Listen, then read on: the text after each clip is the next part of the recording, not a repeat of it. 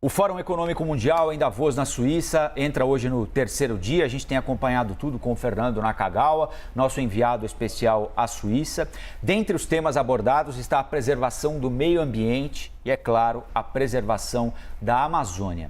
Nós vamos conversar ao vivo agora com o governador do Pará, Helder Barbalho, que participou do fórum, tratou desses temas e nos atende. Governador, muito obrigado pela atenção aqui com a CNN. Bom dia ao senhor. Bom dia, Rafael. Bom dia, Stephanie. É uma satisfação poder representar o Brasil, falar sobre o estado do Pará, sobre a Amazônia, aqui no Fórum Econômico Mundial. Mostrar para o mundo, e particularmente para aqueles que fazem as decisões econômicas globais, de que a Amazônia tem compromisso com o combate ao desmatamento e no estado do Pará nós estamos com 14% de redução do desmatamento em áreas do estado neste comparativo do ano de 2021 com 2022, mas ao mesmo tempo nós precisamos inserir a bioeconomia como um novo modelo sustentável de desenvolvimento, a valoração da floresta em pé, para que com a conciliação pessoas, brasileiros que moram na Amazônia, modelo econômico sustentável e floresta em pé, nós possamos construir o equilíbrio climático e um novo modelo de desenvolvimento para o planeta. Governador, a percepção que o mundo tem do Brasil em relação à preservação da Amazônia continua sendo muito ruim. Os dados continuam sendo muito ruins.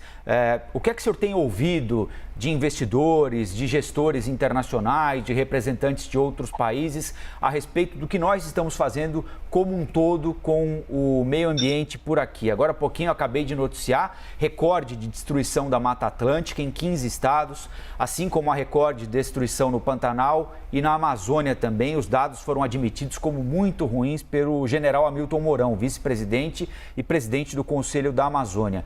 O que é que o mundo está achando do que a gente está fazendo com a Amazônia, governador?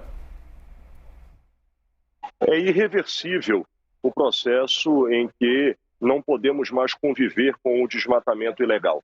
Não podemos mais conviver com o desmatamento da floresta.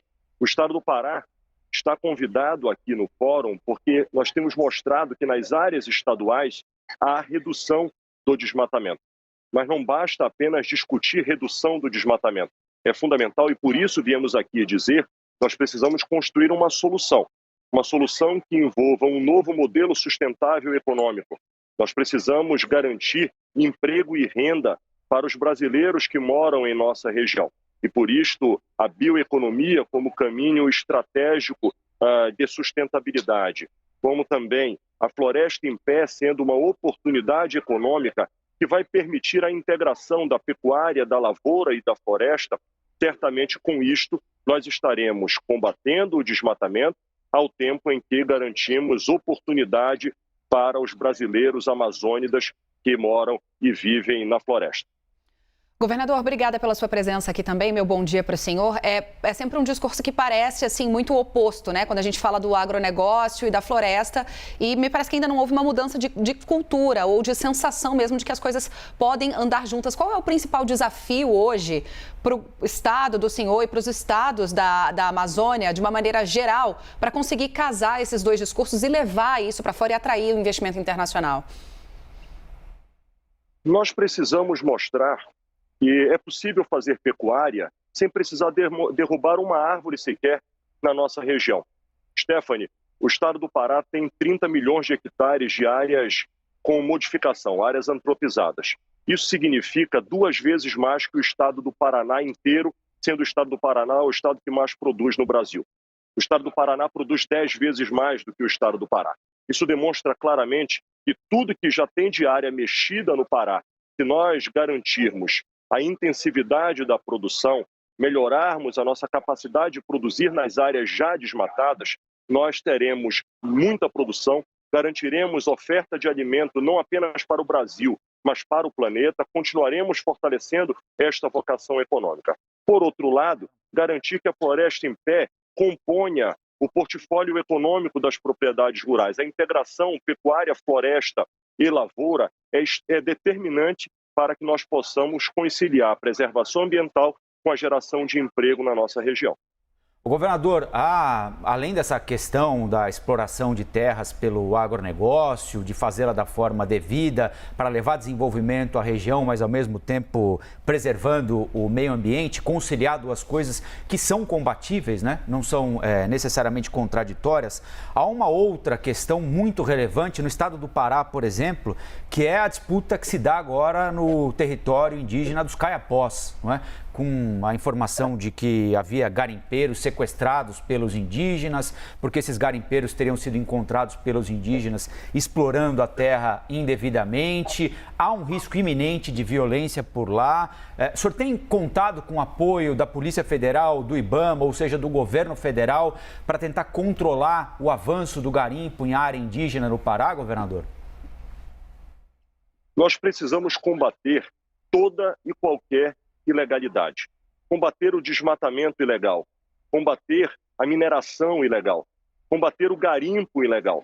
Nós precisamos demonstrar claramente que o Estado brasileiro, seja na esfera nacional, subnacional, municipal, todos têm instituições fortalecidas para fiscalizar, garantindo com que sejam preservados os direitos, mas exigido os deveres. O Estado do Pará tem dado apoio para a Polícia Federal no sentido de evitar este conflito nas áreas indígenas e nós precisamos conciliar os saberes da Amazônia, os povos tradicionais e, claro, as atividades econômicas que estejam legalizadas. Não se pode passar a mensagem de que a ilegalidade terá, por parte do Estado brasileiro, o conforto, a tranquilidade na abordagem. Pelo contrário, nós temos que ser enérgicos, firmes, para se compreender de que nós garantimos os direitos a cada cidadão e cidadã, mas também cada um deve cumprir com as suas obrigações. E a preservação do meio ambiente deve ser uma oportunidade e, acima de tudo, um compromisso da nossa sociedade. Mas como, governador? Como garantir isso? De que forma prática a gente consegue tanto aliar o desenvolvimento econômico com a preservação do meio ambiente, aliar o desenvolvimento econômico com a preservação dos direitos dos povos indígenas? De que maneiras práticas, que iniciativas o senhor poderia citar, trazer para a gente, que estão sendo apresentadas aí no Fórum Econômico Mundial? Nós apresentamos o Plano Amazônia Agora, que tem o pilar, primeiro, do comando, controle e fiscalização. E com esta fiscalização, o Estado do Pará já apresenta a redução de 14% nas áreas de desmatamento no nosso território neste ano. Por outro lado, fortalecendo institucionalmente a regularização fundiária e a regularização ambiental. E no terceiro ponto, um novo modelo de produção sustentável, onde nós possamos sim ter a pecuária sustentável com rastreabilidade para demonstrar que estas propriedades respeitam as leis e respeitam as áreas de conservação da propriedade, para que nós possamos garantir com que a bioeconomia, por exemplo, o cacau, o açaí, áreas de produção que não apenas geram a produção em si, mas também regeneram áreas destruídas, compondo o processo de recuperação de áreas degradadas e, claro, além da bioeconomia, ter a floresta em pé como um ativo. Isto tem sido muito debatido aqui em Davos. É fundamental que as grandes operações financeiras, os grandes players globais possam compreender que a floresta em pé precisa ter um valor. Eu dou um exemplo para vocês. Hoje, 1 hectare de floresta em pé no Pará tem 10% do valor de uma mesma área de lavoura ou de pecuária. Enquanto nós não colocarmos a floresta em pé através da política de crédito de carbono, transformando floresta em pé numa nova commodity global, nós sempre estaremos a ver o conflito entre o uso da terra sustentável e o uso da terra predatório. A gente conversou aqui na CNN com o governador do Pará, Helder Barbalho. Governador, bom trabalho por aí. Muito obrigado pela atenção com a CNN. Até uma próxima, viu? Muito obrigado. Um prazer falar com vocês.